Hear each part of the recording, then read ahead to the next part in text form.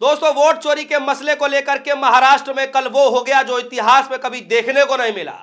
राहुल गांधी ने एक तरफ तो मोर्चा खोल ही रखा है दोस्तों, लेकिन कल के दिन महाराष्ट्र में अनुमति ना मिलने के बावजूद भी लाखों की संख्या में भीड़ सड़क पर उतर करके इलेक्शन कमीशन के खिलाफ मोर्चा खोल दिया। जी हां दोस्तों, न सिर्फ इलेक्शन कमीशन के खिलाफ वोट चोरी के मसले को लेकर के और किस तरीके से वोटर लिस्ट में जो गड़बड़ी हो रही है उसके खिलाफ भी कल मोर्चा खोल दिया गया, और जिसका सीधा सीधा असर दिल्ली की सत्ता में बैठे हुए लोगों पर पड़ा दोस्तों। और बौखलाहट इस कदर देखने को मिली कि इसका असर कुछ दिनों के बाद देखने को मिलेगा।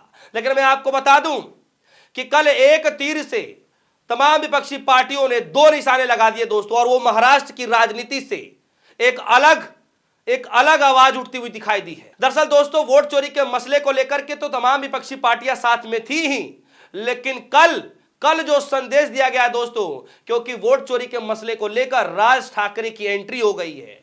उद्धव ठाकरे की एंट्री तो थी ही, राज ठाकरे की एंट्री हो गई है, और किस तरीके से शरद पवार वहां मौजूद रहते हैं। यानी ये लड़ाई वोट चोरी के खिलाफ, इलेक्शन कमीशन के खिलाफ, ज्ञानेश कुमार के खिलाफ के साथ साथ दोस्तों ये लड़ाई अब मराठा एकजुट की भी हो गई है। जी हां, कड़ा संदेश दिया जाता है वहां से दोस्तों कि अब बटने वाले नहीं है। और किस तरीके से उद्धव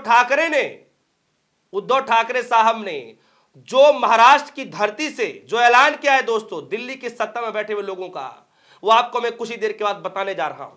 लेकिन जरा ये नजारा देखिए किस तरीके से ये नजारा अपने आप में ऐतिहासिक होते दिखाई दे रहा है।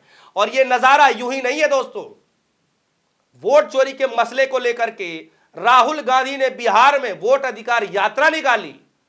उस भीड़ में जो राहुल गांधी ने संदेश दिया, मैंने आपको पहले ही बताया कि राहुल गांधी वोट चोरी के मसले को लेकर के वोटर अधिकार यात्रा जो निकाल रहे हैं, ये जस्ट बिहार के अंदर सिर्फ नींव रख रहे हैं और सीधे तौर पर पूरे देश के अंदर ये मैसेज देने का काम कर रहे हैं कि आने वाले वक्त में हर प्रदेश में विरोध प्रदर्शन होगा दोस्तों। और इसीलिए राहुल गांधी के इशारे पर आप देखिए कि पूरे महाराष्ट्र में कल के दिन भारी विरोध प्रदर्शन, लाखों की संख्या में भीड़ सड़क पर उतरकर इलेक्शन कमीशन के खिलाफ विरोध प्रदर्शन किया।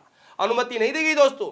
जी हां, सबसे पहले आप ये खबर देखिए, सत्याचा मोर्चा, अनुमति ना होने के बावजूद वोट चोरी के खिलाफ मुंबई में जनता सड़कों पर। और ये नजारा देखिए दोस्तों, कितना भयानक, कितनी भारी संख्या लोग सड़क पर उतरे हैं और एकजुट होकर के मैसेज देने की कोशिश की जा रही है कि अब हम सुनने वाले नहीं है। और दोस्तों आपको बता दूं, बीएमसी का चुनाव है वहां पर, और चुनाव से पहले किस तरीके से सड़क पर उतर करके चुनाव आयोग, इलेक्शन कमीशन को, ज्ञानेश कुमार को यह मैसेज देने की कोशिश की जा रही है कि पहले आप वोटर जो लिस्ट है उसका आप शुद्धिकरण कीजिए, जो भी गड़बड़ियां उसको ठीक कीजिए, उसके बाद आप चुनाव कराइए। और इससे पहले भी मैं आपको बता दूं, इससे पहले भी उद्धव ठाकरे ने एक मैसेज दिया था चुनाव आयोग को कि जब तक गड़बड़ियां ठीक नहीं होगी तब तक चुनाव हो नहीं सकता। इस तरीके से उन्होंने स्टेज से मैसेज दिया था। और आज देखिए कि राहुल गांधी की जो वोट चोरी का नारा है दोस्तों, हर गली, हर चौराहे, हर नुक्कड़ पर आपको सुनने को मिल जाएगा। यहां तक कि यह आलम हो गई दोस्तों कि बिहार के अंदर में हर तरफ जनता बीजेपी नेताओं को लेकर के वोट चोरी के मसले पर ही घेरती हुई नजर आ रही है। कहीं भी जाए उस तरीके से जो है नारे सुनने को मिल जाते हैं। लेकिन अब लड़ाई दोस्तों अलग तरीके से लड़ी जा रही है, और जिसकी शुरुआत महाराष्ट्र से हो चुकी है। सबसे पहले आप ये खबर देखिए, न्यूज 18 खबर लिखा गया है कि मेरी पार्टी चुराई, निशान चुराया, अब वोट भी चुराओगे। उद्धव का सोले वाला वार, बीएमसी चुनाव से पहले साथ आए राज और पवार। जी हां, जैसे कि मैंने शुरुआत में कहा कि उद्धव ठाकरे ने न सिर्फ वोट चोरी के मसले को लेकर के सरकार को घेरा है, चुनाव आयोग को घेरा है, बल्कि अपनी पार्टी को लेकर के भी जो उनके साथ हुआ है, उनकी पार्टी के साथ जो हुआ है उस पर भी घेरने की कोशिश की। और उससे साफ संदेश देने की कोशिश की गई है कि पहले आपने मेरी पार्टी चुराई, निशान चुराया बाद में, उसके बाद आप वोट चोरी चुराओगे, यह नहीं होने वाला है। यानी यह साफ संदेश दिया गया है कि पूरा मराठा एक साथ आकर के लड़ाई लड़ने को तैयार है। और इसीलिए इस लड़ाई में राज ठाकरे की एंट्री हो गई है। उद्धव ठाकरे की तो एंट्री थी ही, उसके बाद आदित्य ठाकरे की एंट्री होती है वोट चोरी के मसले को लेकर के, फिर राज ठाकरे, अब शरद पवार। पूरा महाराष्ट्र कांग्रेस पार्टी का तो साथ है ही है खैर इसमें, यानी तमाम विपक्षी पार्टियां एक साथ आ करके वोट चोरी के मसले को लेकर खुलासा कर रही हैं। उससे पहले की तस्वीर देखिए दोस्तों, उद्धव ठाकरे ने बकायदा राहुल गांधी की राह पर चलते हुए, राहुल गांधी ने जो प्रेस कॉन्फ्रेंस की थी, जो प्रेजेंटेशन दिया था देश की जनता को नहीं तमाम देश की मीडिया को, उसी के तर्ज पर आदित्य ठाकरे ने भी प्रेस कॉन्फ्रेंस किया था। और आदित्य ठाकरे ने क्या आरोप लगाया था जरा देखिए, आप सभी के सामने मैं रखने जा रहा हूं।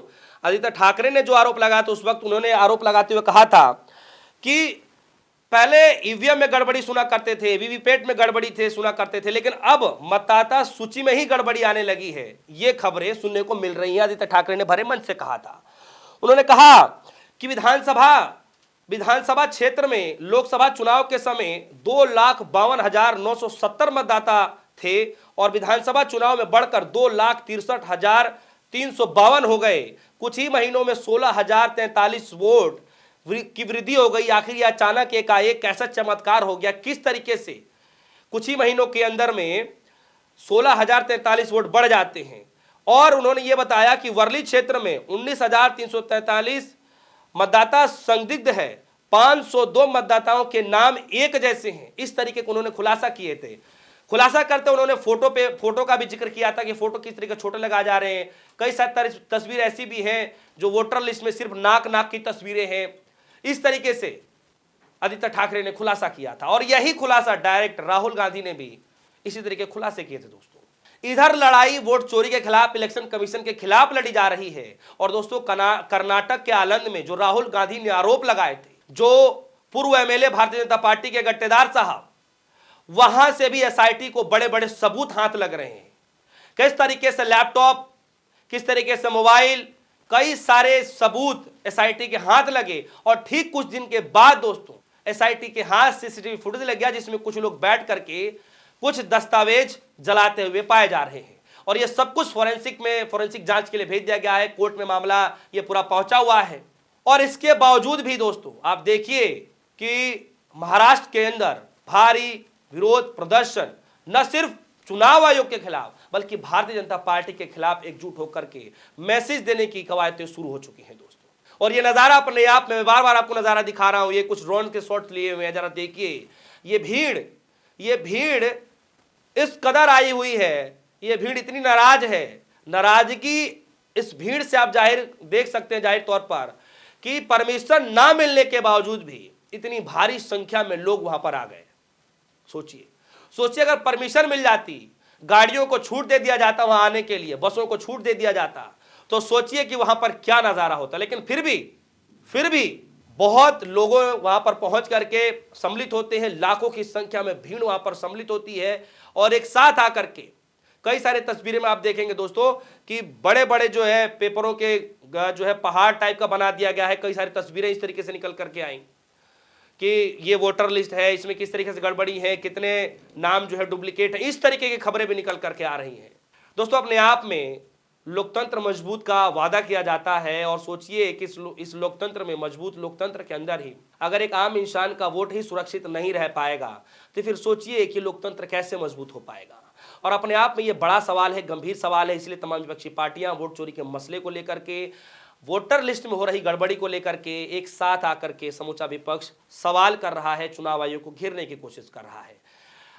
इस विरोध के बाद जाहिर तौर पर यह बात इलेक्शन कमीशन तक जरूर पहुंची होगी, उनके टीम तक जरूर पहुंची होगी, खलबली तो जरूर मचा होगा, नींद जो जरूर उड़ी होगी कि आखिर एकाएक महाराष्ट्र के अंदर इतना भारी विरोध प्रदर्शन ज्ञानेश कुमार के खिलाफ, इलेक्शन कमीशन के खिलाफ, भारतीय जनता पार्टी के खिलाफ, यह सवाल तो जरूर उठेगा और यह नींद उड़ने वाला मसला तो जरूर हुआ होगा।